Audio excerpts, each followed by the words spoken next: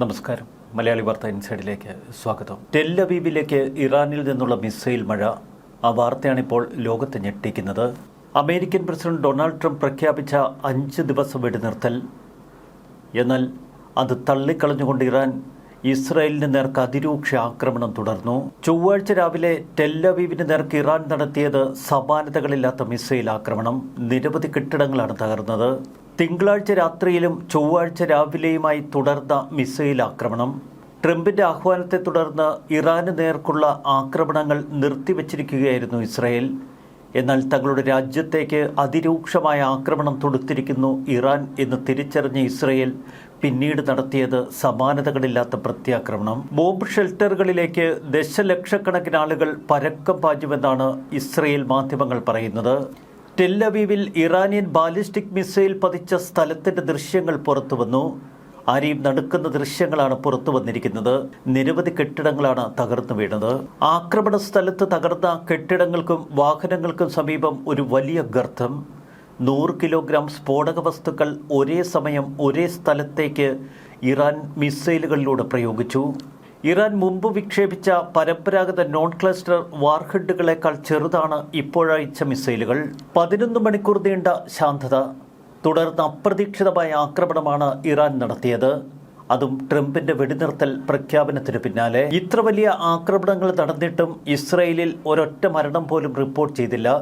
4 പേർക്ക് നിസ്സാര പരിക്കുകൾ മാത്രമാണ് സംഭവിച്ചത്. ഇറാന്റെ ഏകദേശം 470 ബാലിസ്റ്റിക് മിസൈൽ ലോഞ്ചറുകളിൽ 330 എണ്ണം തകർത്തുവെന്നാണ് ഇസ്രായേലും അമേരിക്കയും അവകാശപ്പെടുന്നത്. പകുതിയിലധികം ലോഞ്ചറുകൾ ഇതിനകം തകർക്കപ്പെട്ടിട്ടും ഇപ്പോഴും ആക്രമിക്കാനുള്ള കഴിവ് തങ്ങൾക്കുണ്ട് എന്നീ ആക്രമണത്തിലൂടെ ഇറാൻ ഇസ്രായേലിനെ ബോധ്യപ്പെടുത്തി. ഒപ്പം അമേരിക്കയും. ഇസ്രായേലിന് നേർക്ക് മാത്രമല്ല, കുവൈറ്റിൽ വ്യോമ പ്രതിരോധ സംവിധാനങ്ങൾ ശക്തമായി പ്രവർത്തിക്കുന്ന കാഴ്ചയാണ് നമ്മൾ കാണുന്നത്. ബഹ്റിനിലേക്കും നിരവധി മിസൈലുകൾ ഇറാൻ തൊടുത്തു. എണ്ണസമ്പന്നമായ കിഴക്കൻ പ്രവിശ്യയെ ലക്ഷ്യം വെച്ച് 19 ഇറാനിയൻ ഡ്രോണുകൾ തൊടുത്തുവെന്നും അവ തങ്ങൾ നശിപ്പിച്ചുവെന്നും സൗദി അറേബ്യ പറയുന്നു. ഇറാൻ നടത്തിയ ആക്രമണ പരമ്പരകൾക്ക് ഇസ്രായേൽ അതിശക്തമായ മറുപടി കൊടുക്കുന്നു. ടെഹ്റാനിൽ ഇറാനിയൻ ഭരണകൂടത്തിന്റെ അടിസ്ഥാന സൗകര്യ കേന്ദ്രങ്ങൾ ചാരമാക്കുകയാണ് ഇസ്രായേൽ വ്യോമസേന. IRGCയുടെ പ്രധാന സുരക്ഷാ കേന്ദ്രം ആക്രമിച്ചുവെന്ന് IDF സ്ഥിരീകരിച്ചു. ബാസിജ് അർദ്ധസൈനിക സേന ഉൾപ്പെടെയുള്ള ആസ്ഥാനങ്ങൾക്ക് നേരെ തങ്ങൾ ആക്രമണങ്ങൾ തുടരുകയാണ് എന്ന് IDF പറയുന്നു. തിങ്കളാഴ്ച രാത്രി മുതൽ തന്നെ ടെഹ്റാനിൽ തുടർച്ചയായ വ്യോമാക്രമണങ്ങളിലേക്ക് IDF കടന്നു. വ്യോമസേന ജെറ്റുകൾ ഇറാനിയൻ നാവിക സ്ഥാപനങ്ങളിലും ആയുധ നിർമ്മാണ കേന്ദ്രങ്ങളിലും 100-ലധികം ബോംബുകൾ വർഷിച്ചുവെന്ന് അവർ സ്ഥിരീകരിച്ചു. ഇസ്ലാമിക് റവല്യൂഷണറി ഗാർഡ് കോപ്സിന്റെ ഖുദ്സ് ഫോഴ്സിന്റെ ഒരു താവളം, ഒരു IRGC വ്യോമ പ്രതിരോധ ആസ്ഥാനം, അവരുടെ കരസേന ആസ്ഥാനം, IRGC ഖുദ്സ് ഫോഴ്സിന്റെ ഒരു ഇന്റലിജൻസ് ആസ്ഥാനം, ഇറാനിയൻ പ്രതിരോധ മന്ത്രാലയത്തിന് കീഴിലുള്ള നാവിക ക്രൂയിസ് മിസൈൽ നിർമ്മാണ സ്ഥലം, ഇലക്ട്രോണിക്സ്, ബാലിസ്റ്റിക് മിസൈലുകൾ, വാർഹെഡുകൾ എന്നിവയുൾപ്പെടെയുള്ള ആയുധപ്പുരകൾ. ഈ ലക്ഷ്യങ്ങൾക്ക് നേരെയാണ് ഇസ്രായേൽ ഇപ്പോൾ ആക്രമണങ്ങൾ തുടരുന്നത്. ഇറാന്റെ പ്രകോപനം ഇപ്പോൾ അമേരിക്കയെ കൂടുതൽ കോപാകുലരാക്കി. എന്തുകൊണ്ടാണ് 5 ദിന വെടിനിർത്തൽ പ്രഖ്യാപിച്ച് ട്രംപ് ഒന്ന് പതുങ്ങിയത്? അതിശക്തമായ സമ്മർദ്ദമായിരുന്നു ട്രംപിന് മേൽ അമേരിക്കയ്ക്ക് മേൽ. യുദ്ധലക്ഷ്യം പൂർത്തിയാക്കിയതിനു ശേഷം മാത്രമേ വെടിനിർത്തൽ സാധ്യമാക്കാവൂ. ഇസ്രായേലിന്റെ വ്യോമ പ്രതിരോധ സംവിധാനം ഇറാന്റെ മിസൈൽ ആക്രമണത്തെ നേരിട്ടുവെന്നും തകർന്ന മിസൈലുകളുടെ അവശിഷ്ടങ്ങൾ വീണാണ് ഇത്രയധികം നാശനഷ്ടങ്ങൾ സംഭവിച്ചതെന്നും ഇസ്രായേൽ പറയുന്നു. ഇപ്പോഴിതാ ഇറാന്റെ മേലുള്ള US-ന്റെ ആക്രമണം തുടരുമെന്നും താൽക്കാലിക വെടിനിർത്തൽ ഊർജ്ജ കേന്ദ്രങ്ങൾക്ക് മാത്രം ബാധകമെന്നും അമേരിക്ക വ്യക്തമാക്കി. സൈനിക കേന്ദ്രങ്ങൾ, വ്യോമസേന, ബാലിസ്റ്റിക് മിസൈലുകൾ, ഡിഫൻസ് ഇൻഡസ്ട്രിയൽ ബേസ് എന്നിവയ്ക്ക് നേരെ തങ്ങൾ ശക്തമായ ആക്രമണം തുടരുമെന്ന് അമേരിക്കയും വ്യക്തമാക്കി. യുദ്ധമുന്നണിയിൽ പങ്കുചേരാനുള്ള ചർച്ചകളിലേക്ക് സൗദി അറേബ്യ, UAE തുടങ്ങിയ രാജ്യങ്ങൾ കടന്നു.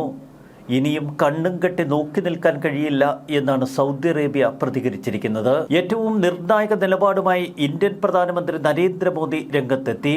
ഇന്ത്യയുടെ ലക്ഷ്യം സമാധാനമാണ്, എന്നാൽ ഹോർമുസ് അടയ്ക്കുന്നത് അംഗീകരിക്കാനാവില്ല എന്ന് നരേന്ദ്രമോദി വ്യക്തമാക്കി.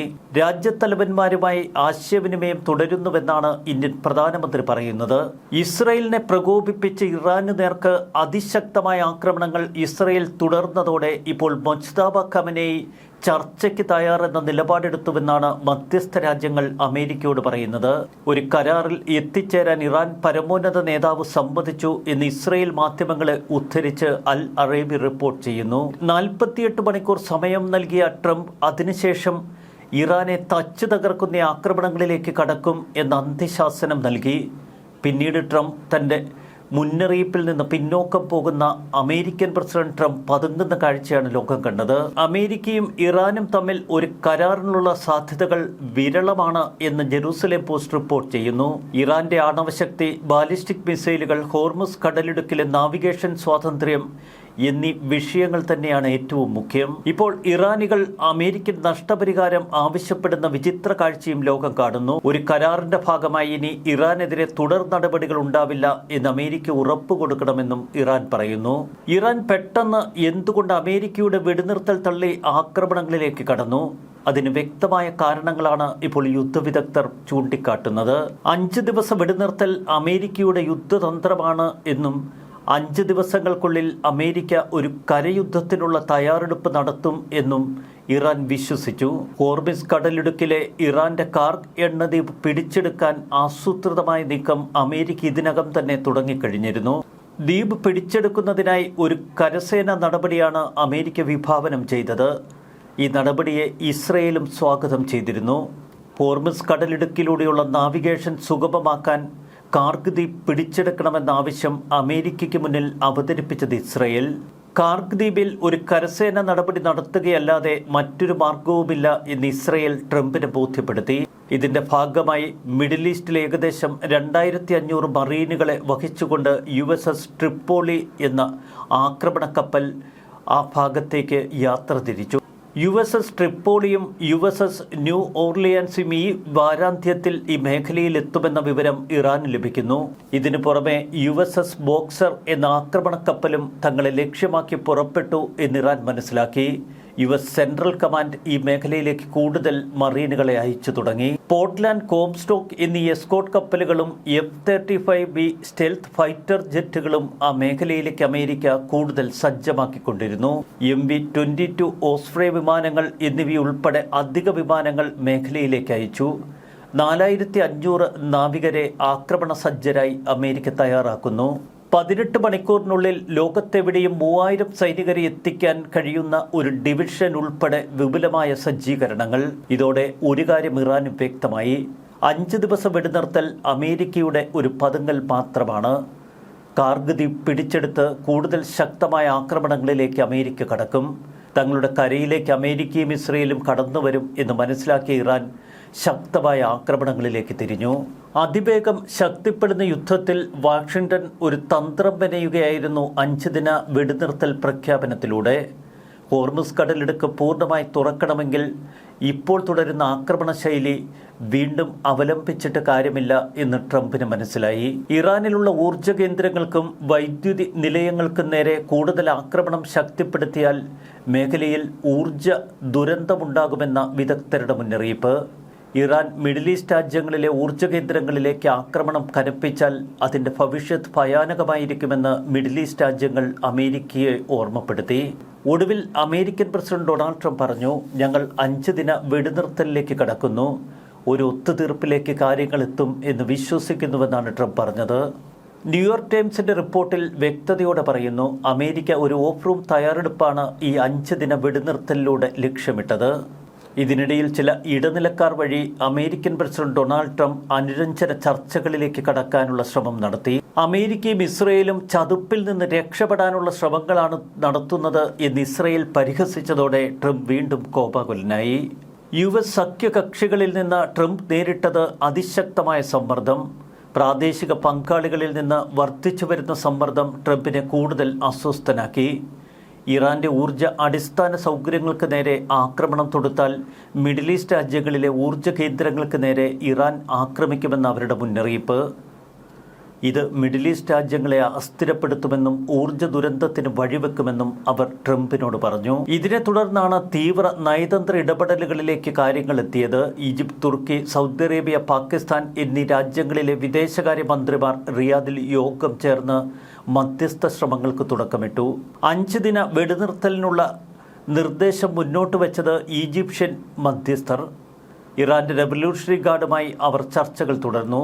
എന്നാൽ ഇറാൻ റവല്യൂഷണറി ഗാർഡ് കോർപ്സിന്റെ നിയന്ത്രണവുമായി ബന്ധപ്പെട്ട് ഇറാൻ ഭരണകൂടം ഏറെ ദുർബലമായിരിക്കുന്നു. അലി ഖമനയുടെ മരണത്തിനും അലി ലാരിജാനിയുടെ മരണത്തിനു ശേഷം IRGCയെ നിയന്ത്രിക്കുന്നതിൽ ഭരണകൂടത്തിന് വലിയ റോളില്ല. വെടിനിർത്തൽ തന്ത്രമായിരുന്നു എന്നിപ്പോൾ ഉറപ്പിക്കാം. കാരണം അതിശക്ത ആക്രമണങ്ങളിലേക്ക് ഇസ്രയേലും അമേരിക്കയും തിരിഞ്ഞിരിക്കുന്നു. ഇനി ആക്രമണങ്ങളിലൂടെ മാത്രമേ ലക്ഷ്യത്തിലെത്താൻ കഴിയൂ എന്ന് ഇസ്രയേൽ തീർത്തു പറയുന്നു. ശക്തിപ്രകടനത്തിലൂടെ സമാധാനം, യുദ്ധവിജയത്തിലൂടെ സമാധാനം, ആ ഫോർമുല മാത്രമേ ഇവിടെ വർക്കൗട്ടാകൂ എന്ന് ഇസ്രയേൽ ആവർത്തിച്ച് പറയുമ്പോൾ അതിനൊപ്പം അവസാനം ചേർത്ത് നിൽക്കുകയാണ് ട്രംപ്. മിഡിൽ ഈസ്റ്റ് രാജ്യങ്ങളും അമേരിക്കയുടെ വഴിയെ. ന്യൂസ് ഡെസ്ക് മലയാളി വാർത്ത ഇൻസൈറ്റ്.